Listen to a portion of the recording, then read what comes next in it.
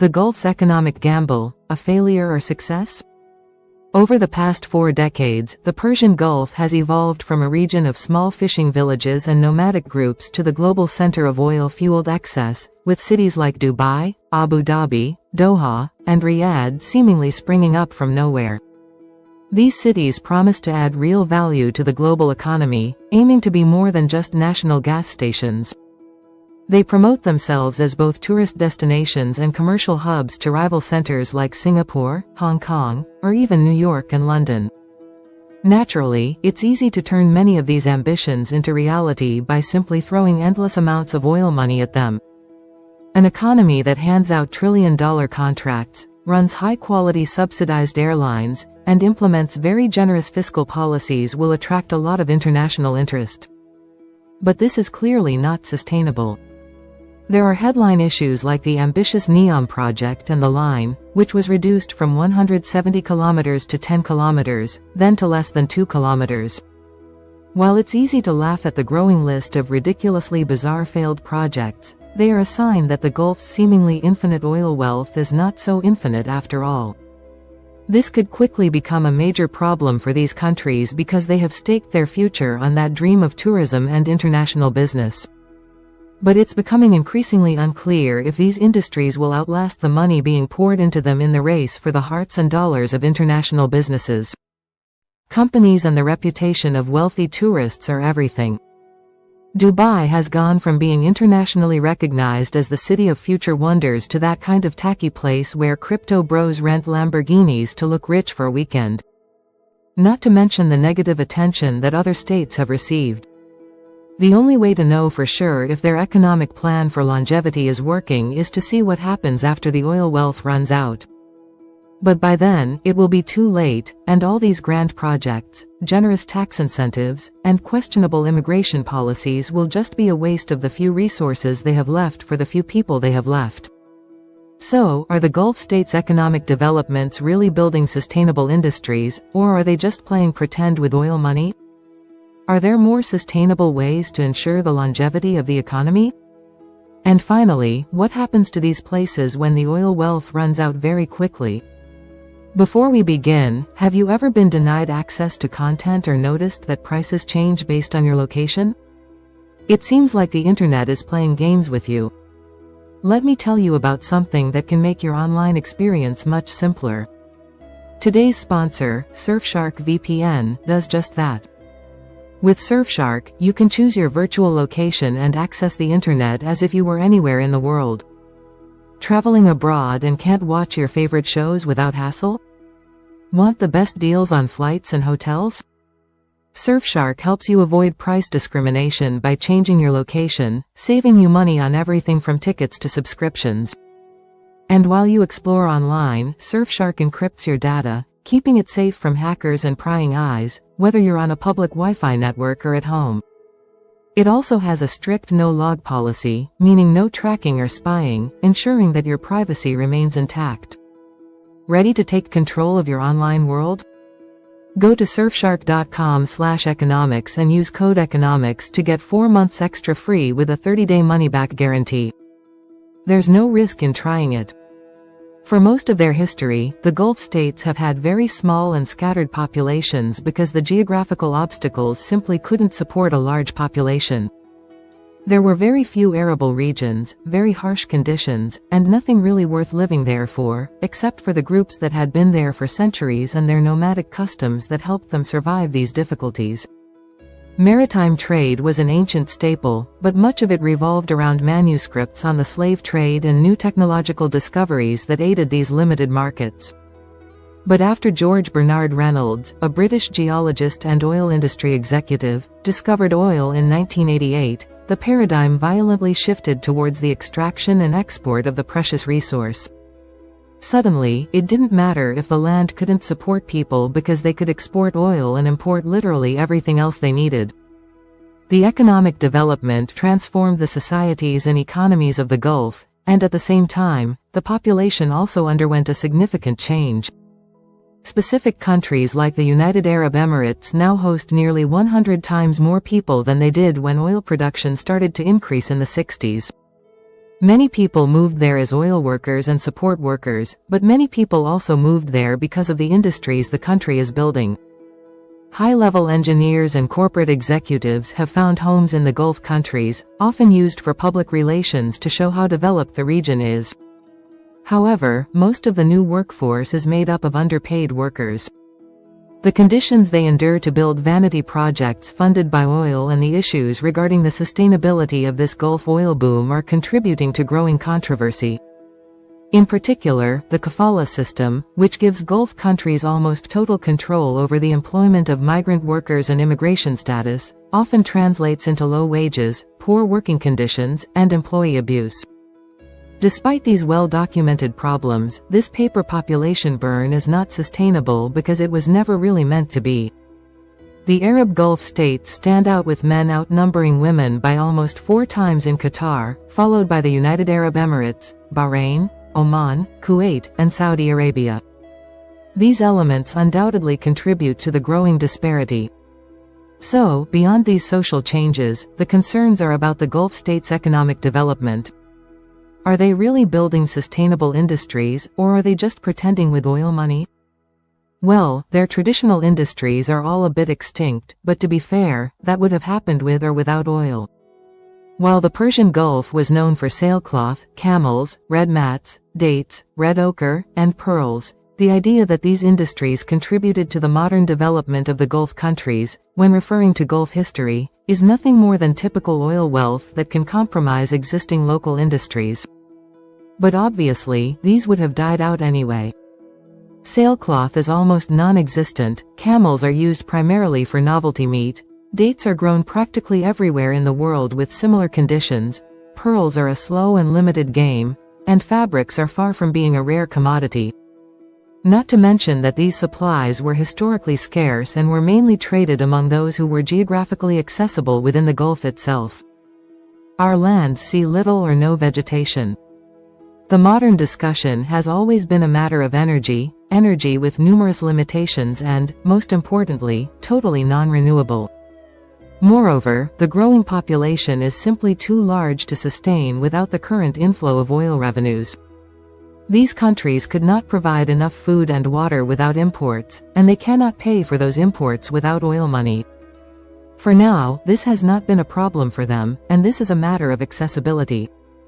In places like the North Sea or the United States, you can see elaborate systems of oil platforms to pump resources out of the ground. The oil is there, but it's difficult to extract. In the Persian Gulf, however, the oil is so easily accessible that it literally bubbles and spurts out of the desert soil, making it much cheaper to extract than in the previous case. With cheaper extraction and a larger volume, it's easy to see why the nations that preside over these coveted resources have played with them. Costing only about $20 per barrel in places like Saudi Arabia and about $90 per barrel in deep-water wells, this means they will still make a profit even if other regions become unprofitable. But there is a looming problem. The flow of oil is massive but not infinite, not by a long shot. Dependence on a single sector is never a good thing, and the Gulf states have taken oil dependence to the extreme. This has made the Gulf countries effectively less of an economy in the traditional sense and more of an industrial outpost constantly dependent on supplies of literally everything in exchange for their one precious resource. So, are there more sustainable ways to ensure the longevity of the economy? Qatar, the host of the 2022 FIFA World Cup, recently published what it calls the Qatar National Vision 2030. The government claims it aims to transform Qatar into an advanced country by 2030, capable of sustaining its own development and ensuring a high standard of living for all its population for generations to come. It claims it will be able to improve environmental development using the city of Lusail as an excellent example of what is to come.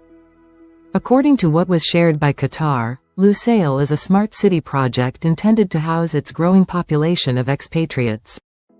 Of the 2.3 million people who live in the country, less than 315,000 are native Qataris.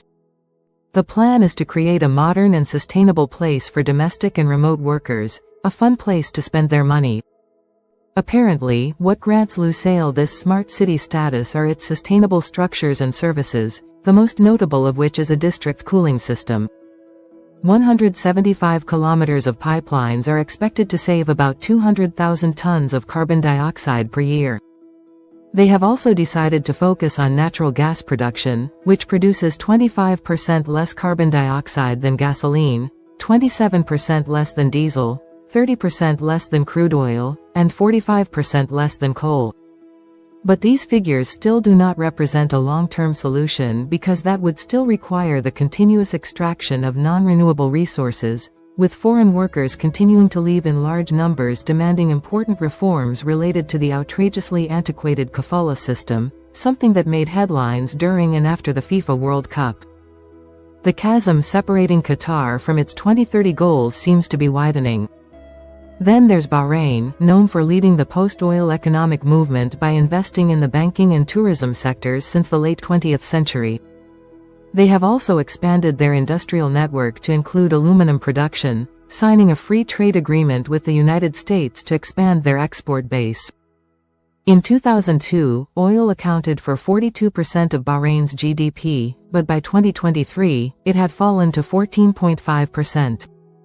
The United Arab Emirates are also praised for their diversification efforts. Currently, they are investing in sectors such as technology, health, education, renewable energy, and transportation through their sovereign wealth fund. The UAE claims that this fund is making giant strides to support social entrepreneurship for the next generation, teaching them ways to capitalize in the post-oil era. These programs are heavily focused on the technology sector, aiming to teach Emirati children how to program, support Emirati researchers and high-tech startups, and support small and medium-sized enterprises that encourage positive social impacts. Now, even if this sounds positive, all these countries are falling into the same trap. They have become incredibly rich, at least on the surface, thanks to their oil wealth, and this has allowed them a glamorous lifestyle similar to or even superior to most advanced economies. So, they are trying to replace this unsustainable industry with the glamorous advanced industries they see in other advanced economies. But they are not advanced economies. In reality, they are extremely basic economies. Advanced industries like building smart cities to house programmers and social entrepreneurs, whatever that means, sound good. But there are no competitive advantages to running these industries in the Gulf compared to more established global centers like Silicon Valley or even Shenzhen. Since these countries are all targeting industries that will compete globally, they need to provide a competitive reason for why profit-oriented companies should operate there compared to the places where they have always operated. For now, this reason is because companies can enjoy tax incentives and a flow of oil money. But when this stops, so will any advantage that the Gulf states had over existing centers, and the fundamental problems of the region will be the only thing left. In Saudi Arabia, the situation is much the same. The oil sector alone generated an estimated GDP of about 677 billion Saudi riyals, which they claimed was the estimated total GDP for the year at about 2.62 trillion Saudi riyals, or nearly $650 billion. Most of this comes from the private sector, so they are trying to diversify and privatize. But unfortunately, the way they are doing it is almost as unsustainable as the oil extraction they are trying to replace. A perfect example of this has to do with their interest in the electric vehicle market, particularly Lucid Motors, an automotive and technology company that produces electric vehicles and provides advanced propulsion systems for electric vehicles. The problem with this move is that these vehicles are tremendously expensive. The price of a 2025 Lucid Air is expected to start at about $71,400 and go up to $251,000, depending on the trim and options. Even at that price, Lucid is far from being a profitable company. More precisely, so far, it has only wasted money. Tesla has produced 1.8 million vehicles, Rivian has produced 57,000, and Lucid, on the other hand, has produced just under 8,500. At the moment, it is a minor move compared to other known electric vehicle manufacturers. To make matters worse, the Saudi Public Investment Fund has poured exorbitant amounts of money into Lucid and has a 60% stake in the struggling company. Their shares were once worth over $55 billion, but now they are worth little more than $5. Lucid's gross margins have remained enormously negative due to low production volumes. Fundamentally, the Saudis and probably their most popular poster child for economic diversification continue to suffer losses on every single car. The company should have declared bankruptcy, but the Saudi government continues to invest money because it is trying to build a high-end automotive industry in Saudi Arabia. Theoretically, the dream of a Saudi-sponsored luxury electric vehicle company could work, but the automotive industry is extremely competitive, and there is no comparative advantage in building high-end cars in the Persian Gulf compared to building them in regions that have more specialized auto workers or even just a history of high-end car production. People will gladly shell out six figures for a car produced in Germany, Italy, or even the United States, but a six-figure car produced by a relatively unknown company in King Abdullah Economic City is a bit harder to sell. So, why are they doing all this? Well, it all comes back to the attempt to replicate the glamour of an advanced economy simply by creating the industries of an advanced economy. They are the national equivalent of trying to start a party simply by spending a lot of money. The money might attract a crowd, but as soon as it runs out, the people will leave and go back to a place where they can really have fun. The real solution is simply to embrace the mundane and admit that isolated cities in the middle of the desert will struggle to host the great global industries. But with so much oil money circulating in the Gulf countries, they could easily create a sovereign wealth fund that invests internationally for the benefit of their people. A state with a low population like Alaska does this with its permanent fund. The Gulf state has much more oil and many fewer native citizens.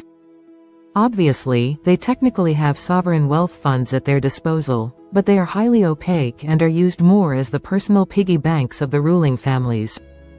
A sovereign wealth fund that invests in real, sustainable companies and is transparent could easily finance a very high standard of living for the small population of these countries long after the oil industry has moved on.